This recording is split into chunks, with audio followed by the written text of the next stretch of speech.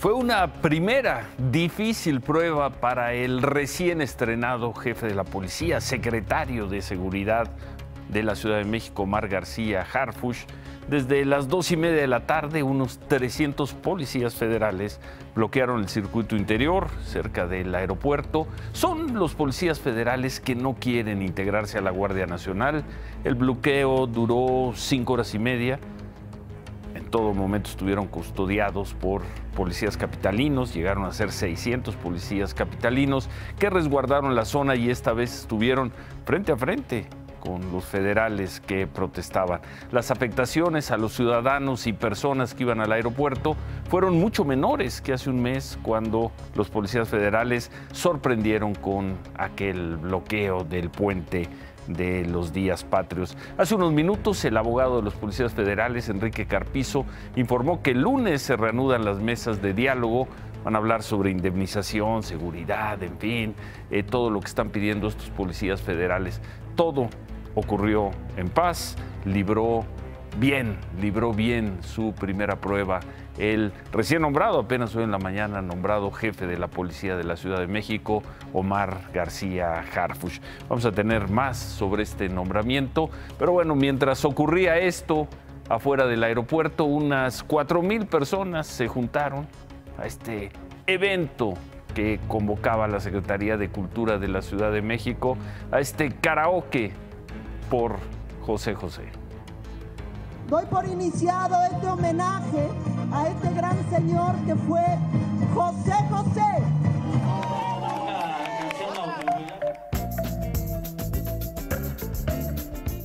Para subir a escena había que llegar temprano y anotarse en la lista. Nombre y canción. Y luego a cantar a José José y para José José. Y como dice la canción, hubo de todo y sin medida. Desde el tímido de buena voz e interpretación contenida. No sé si vuelvo a verte después. No sé qué de vida será. Hasta el galán con presencia escénica y voz educada. Soy aquel dolor de ser. Y en medio de esos extremos, diversos matices. El debutante que sorprendió con su voz y soltura. El amor no merece castigo. Al amor es preciso mimarlo. La debutante, temeraria y desafinada. Vamos con todo y si me equivoco me disculpan. A veces regreso borracho de angustia, te lleno de besos y caricias mustias. La bohemia que se mueve como pez en el agua. Temo que lo suyo sea un error. Yo estoy desde hace tiempo sin amor. El protagónico que fue por sus 5 minutos de fama, aunque de cantar ni hablemos. Presagiando el final. El desentonado que le echa ganitas. Lo he rodado de acá para allá. Fui de todo y sin medida. El que tenía el timbre más parecido al príncipe. Ya lo pasado, pasado, no me interesa. Y el imitador profesional.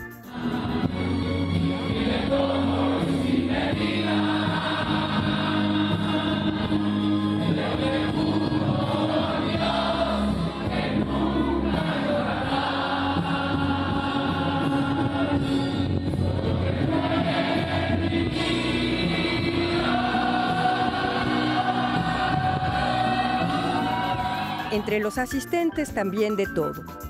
Los reservados, los animados, los emocionados, los enamorados. Y en el escenario, la energía que todo lo empujó. Yo soy su amiga Remambaramba. Así, mientras a 6 días de su muerte José José era velado entre lágrimas en Miami, en México su muerte era una fiesta.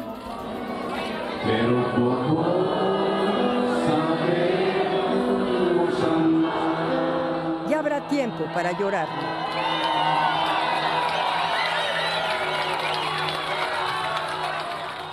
Pues ya habrá tiempo. Hace 48 horas veíamos imágenes ahí, en ese mismo lugar, a la altura de la Alameda por Avenida Juárez, de cómo se habían levantado muros para proteger a los comercios de posibles daños por la manifestación del 2 de octubre.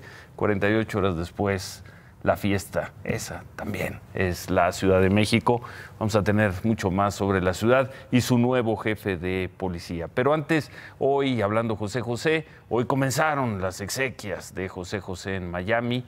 Temprano, los hijos de José José llegaron a la funeraria, una funeraria de nombre Caballero Rivero Westchester.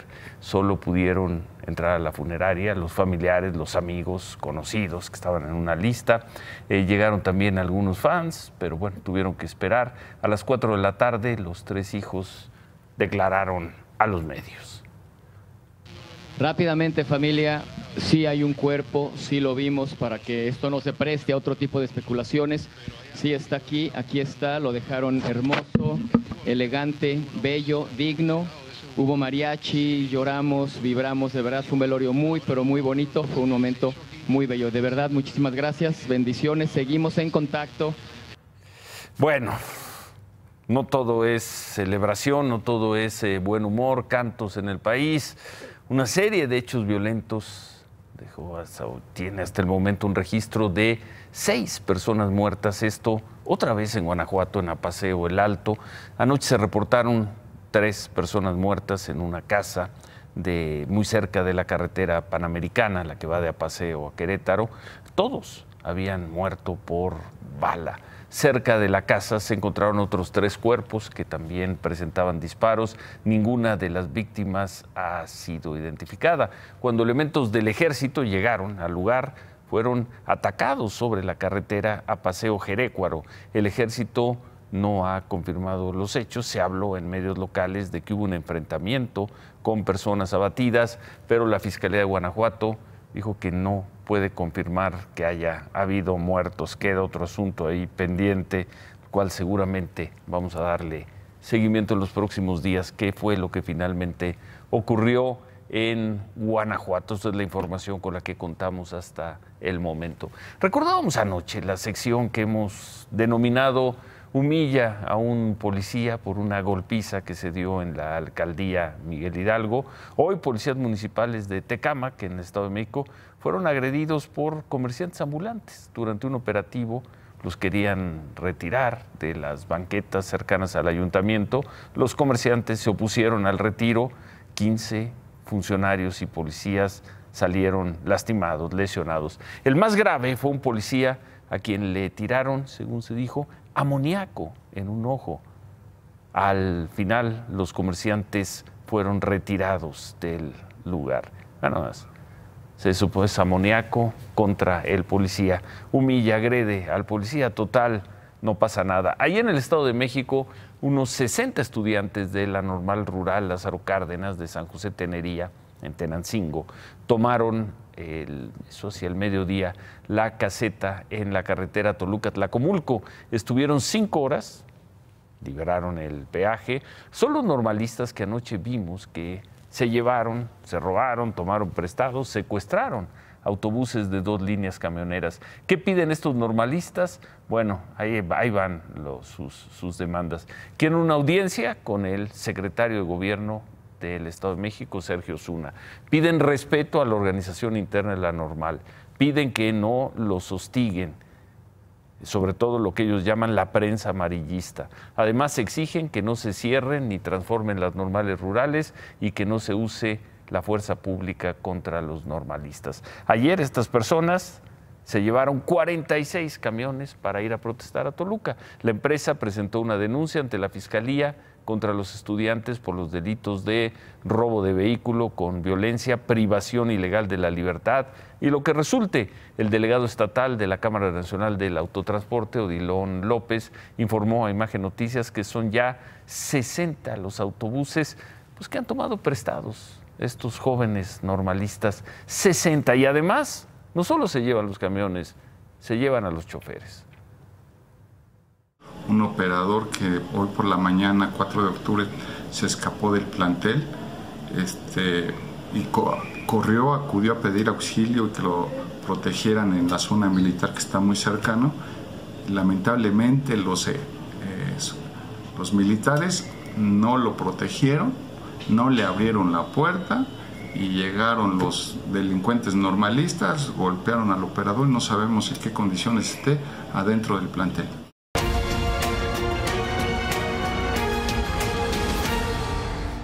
Pues la herida que sigue sangrando. El subsecretario de Gobernación, Alejandro Encinas, informó a través de su cuenta de Twitter que un juez, el juez primero de Distrito de Procesos Penales Federales en Tamaulipas, el juez Samuel Ventura, absolvió y ordenó la liberación de otros 3 involucrados en los hechos de Iguala y Ayotzinapa del 2014. Estas 3 personas quedaron libres porque, según el juez, fueron torturados y además hubo violaciones en sus procesos. ¿Quiénes son?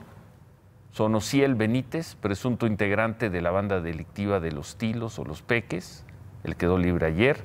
La investigación del caso Ayotzinapa ubica este grupo como los que se encargaron de desaparecer a los estudiantes por órdenes de los Guerreros Unidos. Las otras 2 personas que van a salir de la cárcel en las próximas horas son Raúl Javier Crespo, un ex policía municipal de Iguala, y Carlos Canto Salgado, quien fue identificado como miembro de los Guerreros Unidos y quien aquella noche, según la investigación, tuvo contacto con quien era el presidente municipal de Iguala, José Luis Abarca. Bueno, a este último personaje, a Carlos Canto Salgado, lo vimos aquí, lo transmitimos el 21 de junio, tras la difusión de un video de su tortura a manos de elementos de la Policía Federal Ministerial.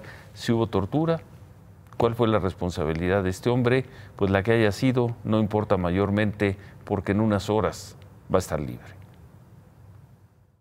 Te voy a volver a preguntar, ¿sabes dónde están las casas? Esto, señor. Entonces, ¿a dónde crees que se las llevaron los que, según dices tú, ministeriales? Ahí a Mezcal. ¿Cuántos alumnos subieron ahí? Fácil, cada camioneta lleva como 12, 13 alumnos. ¿Por camioneta? Sí, por camioneta. ¿Y cómo iban? ¿Iban golpeados o algo? No, iban sentados, iban acomodados. ¿Esposados? No, porque algunos iban ¿Exactamente en qué punto se los entregaron a los ministeriales, según tú? Tomatán, señor. ¿Tomatán? Es la entrada y la salida. ¿La qué? La salida, que es para Iguala, entrada y salida para Chilpancingo. Ok, o sea, es la entrada Iguala por Chilpancingo y salida hacia Chilpancingo. Hay como un tipo de restaurante que está abandonado ahí, y está oscuro, y ellos los metieron ahí. ¿Y qué supiste después? ¿Que a dónde los llevaron o qué? Que iban para Mezcala. ¿Supiste? Sí, porque ellos comentaron que ya no se los van a llevar. A unas casas allá. Pero esos son de los Peques. Esas casas obviamente has sido tú, si nos puedes acompañar para decir dónde están las pinches casas. No sé, sí. A ver. Vamos a ver.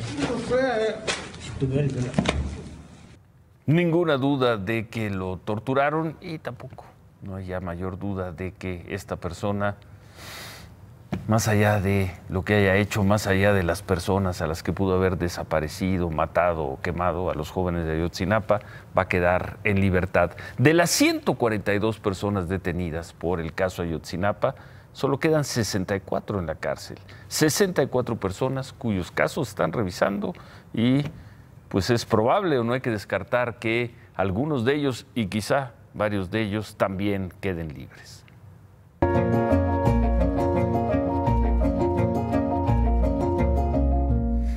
Bueno, y antes de ir con toda la información sobre el ministro de la Suprema Corte, Medina Mora, el TEC de Monterrey defendió la invitación que se hizo al expresidente Felipe Calderón para que presente una ponencia el miércoles en el Campus Monterrey, allá en Monterrey. En un comunicado, el TEC señaló que los invitados siempre han expresado sus ideas de manera abierta, sin que eso implique que el TEC simpatice o abrace esas posiciones. Para el TEC, el país requiere fomentar la tolerancia y resaltó que hay otros políticos invitados a este foro entre ellos Cuauhtémoc Cárdenas y Tatiana Cloutier.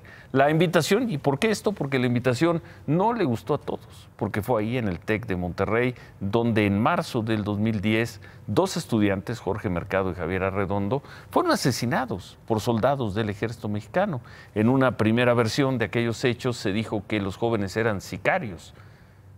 Eran tiempos que el presidente de la República era Felipe Calderón. Ayer un colectivo, el colectivo Todos Somos Jorge y Javier, señaló que Felipe Calderón no debió ser invitado por respeto a la memoria de los jóvenes asesinados. Para este colectivo, el TEC de Monterrey pretende acoger al expresidente con los brazos abiertos. Buscamos una respuesta de los representantes de este colectivo a la postura que emitió hoy el TEC. Esto nos dijeron.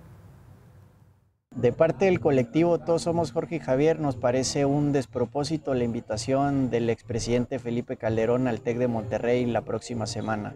Mínimamente esperaríamos que ahora que ya se le invitó, se diera la oportunidad dentro de la conferencia de confrontarlo, de interpelarlo, porque cabe recalcar que el señor Felipe Calderón nunca dio la cara por este caso. El miércoles se supone que estará ahí el expresidente Calderón, mientras que desde el martes se lanzó en la plataforma change.org una petición contra esta visita de Felipe Calderón. Hasta esta noche hasta hace unos minutos eran 8,600 firmas en una solicitud que dice: pedimos a las autoridades del tecnológico que muestren un poco de dignidad y memoria y declinen la invitación al expresidente. Tras las respuestas que dio hoy el TEC, los organizadores también llamaron a marchar el miércoles, el día que asiste o que asistirá Felipe Calderón. La ponencia es el miércoles. Hasta ahora, el presidente Felipe Calderón, que es muy activo en Twitter, no ha dicho nada sobre este tema. En otras cosas, unos 300 migrantes africanos protestaron esta mañana en Tapachula para exigir lo que han venido exigiendo, que les den el papel, el oficio que les permita salir de ahí. Los migrantes marcharon otra vez desde la estación migratoria Siglo XXI, donde tienen montado un campamento hace ya más de mes y medio. Llegaron al Parque Central, donde se encuentra el Palacio Municipal, y ahí se fueron. Pues bueno, si ven los noticieros, han de haber dicho: no pasa nada si agredimos a policías, y los migrantes africanos se fueron contra los policías.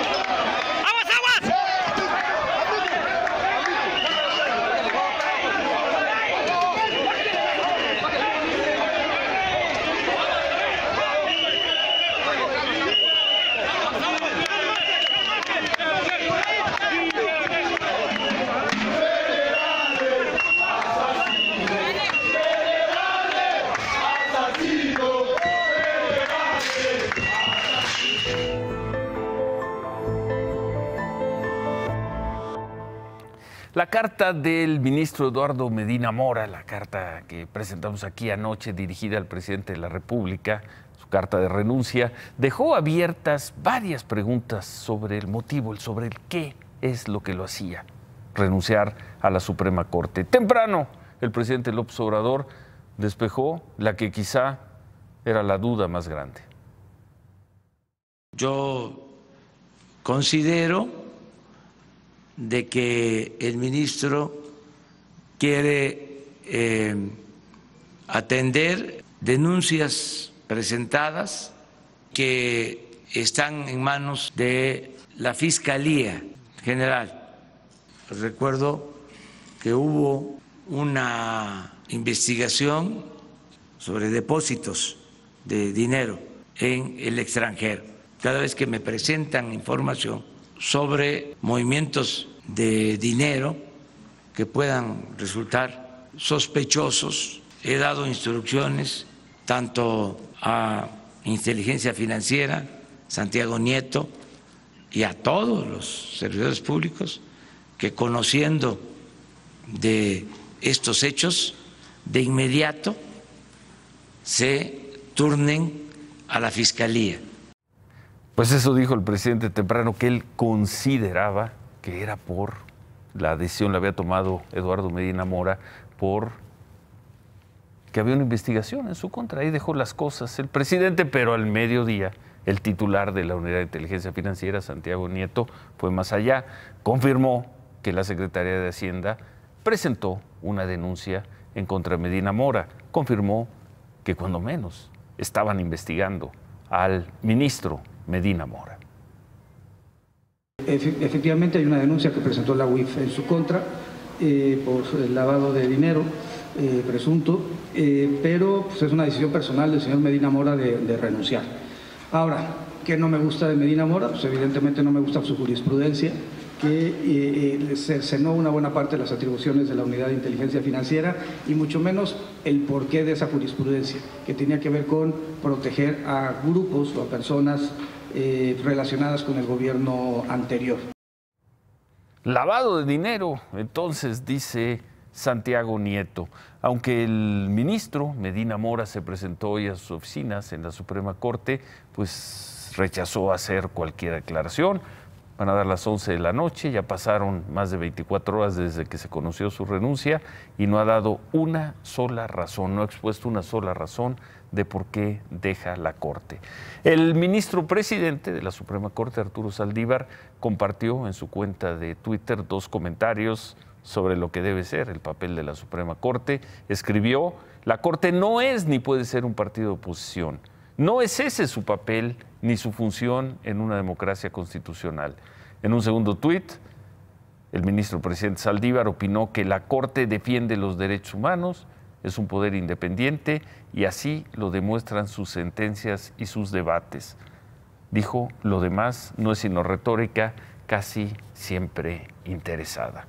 Son señalamientos que se dan ante el relevo inminente del ministro Medina Mora, un relevo que debe resolver el Senado una vez que el presidente López Obrador, después enviará una terna. Antes, el Senado, el martes, deberá formalizar que acepta la renuncia de Medina Mora. Esto va a tener lugar el martes. Los senadores tienen facultades para pedirle al ministro Medina Mora que diga por qué está renunciando. Sin embargo, fuentes del Senado informaron a Imagen Noticias hace unos momentos que eso no ocurrirá, que no le van a pedir explicaciones a Eduardo Medina Mora, porque, según esto, hay temas delicados en la investigación que se le sigue ahora a Eduardo Medina Mora. Así que, pues, si el señor Medina Mora no habla, vamos a seguir con la duda de por qué renunció, aunque hoy el presidente y el titular de la Unidad de Inteligencia Financiera lo dejaron muy claro. Lo investigan por lavado de dinero.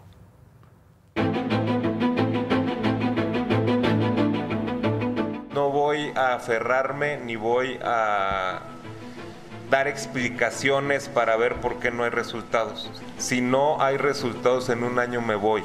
Y si es antes, también. O sea, yo entiendo la prisa que tiene la ciudadanía, entiendo que urge.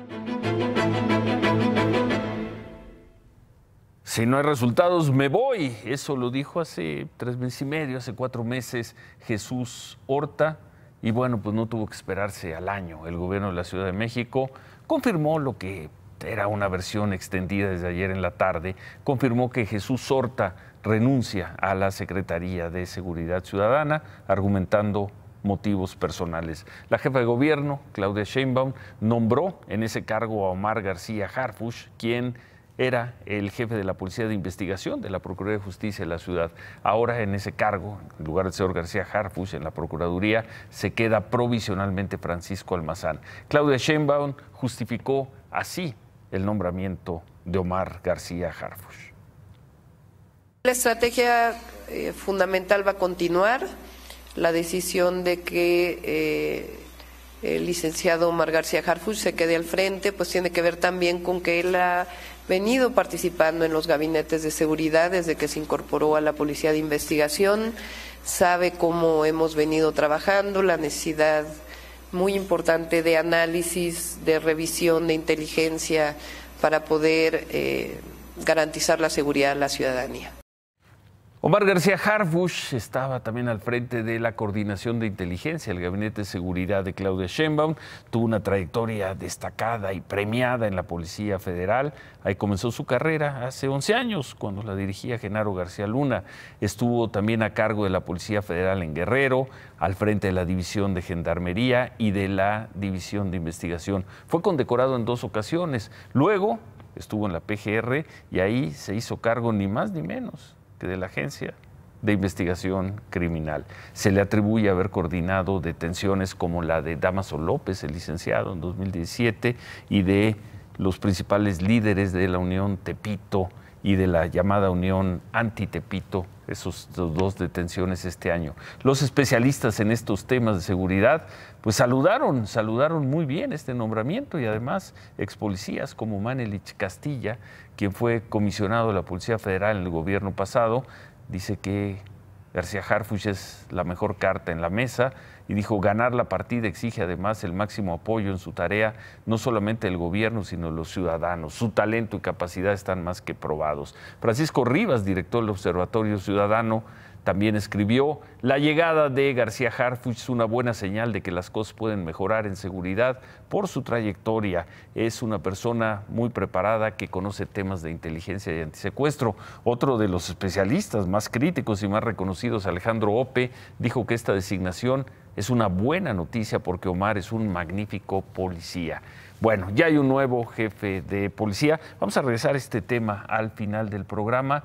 Y ya se fue el señor Horta, ya llegó el señor García Harfuch, y nosotros seguimos con esta pregunta: ¿quiénes son? Porque la policía sigue siendo la misma. ¿Quiénes son estos policías? ¿Quiénes son?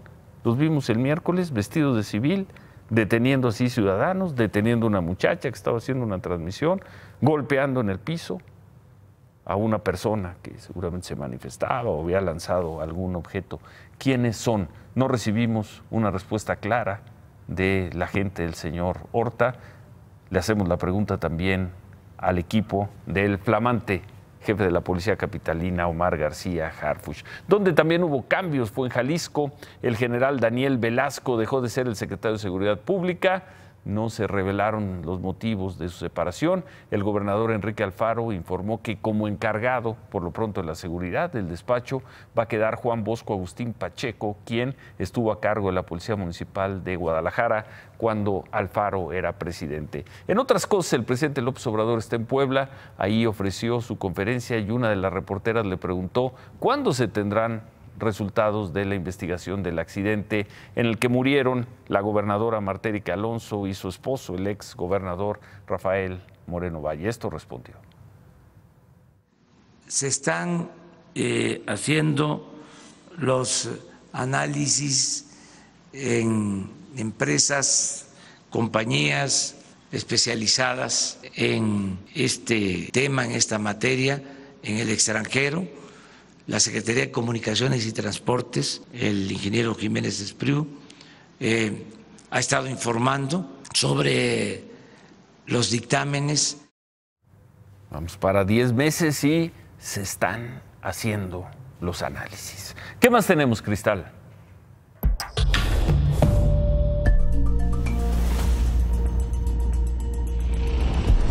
El zoológico San Juan de Aragón, ubicado en la alcaldía Gustavo A. Madero de la Ciudad de México, se encuentra en pésimas condiciones. Muchos animales han muerto y los que están sobreviven de milagro. ¡Libertad, libertad para todos por igual! ¡Abre tus ojos a la verdad! ¡Abre tus ojos a la verdad! Esta mañana, activistas protestaron afuera del Congreso de la Ciudad de México. Esto por la muerte de al menos 39 animales en el zoológico de San Juan de Aragón en los últimos 10 meses. Lo atribuyen a las malas condiciones de los espacios en donde los tienen. También acusaron que la alimentación de los animales es mala, porque hay empleados del zoológico que se roban la comida para venderla o desvían los recursos. Algunos casos que han documentado son el de este ñu. Murió en la semana del 15 de septiembre. Previamente, Habían reportado que tenía una lesión en una pata, pero los activistas denuncian que no fue atendida. Ellos se enteran de las muertes porque los mismos trabajadores se las reportan y por solicitudes de información que han hecho a través de transparencia sobre el inventario del zoológico. Esa misma semana, el coyote llamado Sócrates fue hallado muerto en su propio bebedero. De él, las autoridades no han declarado de qué falleció, según los activistas. Generalmente argumentan shock neurogénico o estado gerontológico, que son viejos, ejemplares viejos. También está el caso del lobo marino llamado Marte. Murió el 17 de febrero de un paro cardíaco durante una cirugía por una fractura de mandíbula, pero los activistas lo dudan. Nos cuestionamos cómo se pudo fracturar un lobo marino cuya mandíbula es la segunda más fuerte en los mamíferos marinos. Marte fue golpeado. Un caso más es el del lobo mexicano llamado Chico. Él había fallecido el jueves 27. Preguntamos por él el viernes 28, el domingo 30 y nos dijeron que por ahí andaba. El lunes sacan la nota de que murió el jueves. También han documentado el caso de Caro, una cebra que por falta de alimento se come su excremento. Además, denuncian que tenía heridas en el cuello y fue escondida en una jaula para que ya no fuera vista.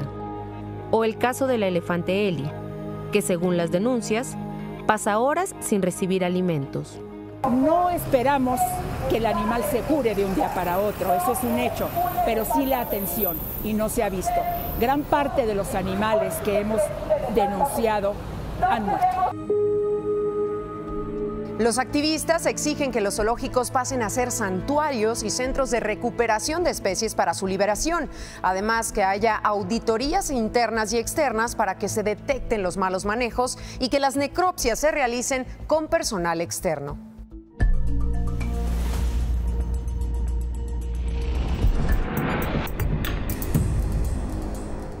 Una bodega de combustible robado se incendió en el municipio de Cárdenas, en Tabasco. Era una casa ubicada en una ranchería habilitada para almacenar el huachicol.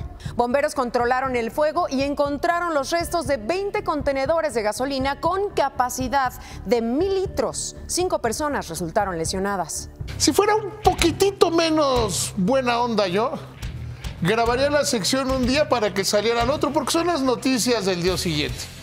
Ayer te dije, Ciro, que tenían que sentarse la Secretaría de Hacienda y los empresarios a podar el paquete económico, a podar la parte fiscal del paquete económico. Hoy se sientan los empresarios y el gobierno y deciden exactamente eso. Arturo Herrera, el secretario de Hacienda, les dice a los empresarios que primero se tranquilicen, o sea, que se sientan tranquilos porque hay medios legales. Segundo, que escuchen cuál es la intención fiscal de gobierno. Y tercero, que está dispuesto a escuchar todas aquellas posiciones de los empresarios. Puro rollo. No, es que además no tú repites, llevas 2 noches diciendo, es que es fundamental. Es puro rollo con una economía en cero crecimiento. Puro si hacemos la parte fiscal rollo, como viene, pura banalidad. Si no se construye la parte fiscal como viene, si se cae la parte fiscal y no se construye en esta parte, tendremos muchísimos problemas. Porque disminuirá la inversión, el equiparar a delincuencia organizada, a los errores fiscales. Pues imagínate, Jacob Polevsky. No, es que no es rollo. Aquí sí se está trabajando. Aquí el sector privado le dijo al gobierno, oye, te estás pasando. No se trata de no combatir a la ilusión, no se trata de no combatir a la evasión, no se trata de no pelearte con los factureros, no se trata de no perseguir a quienes hacen estas empresas. ¿Qué sale de todo eso? ¿Qué queda de todo eso? ¿Se reactiva la economía? ¿Se reactiva la confianza? Si la ley sale bien, a ver, es que la confianza, ¿qué es? A ver, ¿qué es la confianza? No sé, pero no lo que se está viviendo este año, no lo que se vivió. Nadie invierte crecimiento de cero y se reúnen 5 veces por semana y no pasa nada. Esta sí es importante. No, aquí crean una mesa. Es importante. ¿Qué va a salir? ¿Qué va a salir de todo esto? Una mesa donde se respete el Estado de Derecho. ¿Qué va a salir para los chavos que no tienen trabajo? ¿Qué va a salir? Y anótenle, va a salir una mesa donde se respete la presunción de inocencia. Como con los maestros de la CENTE. Presunción de inocencia.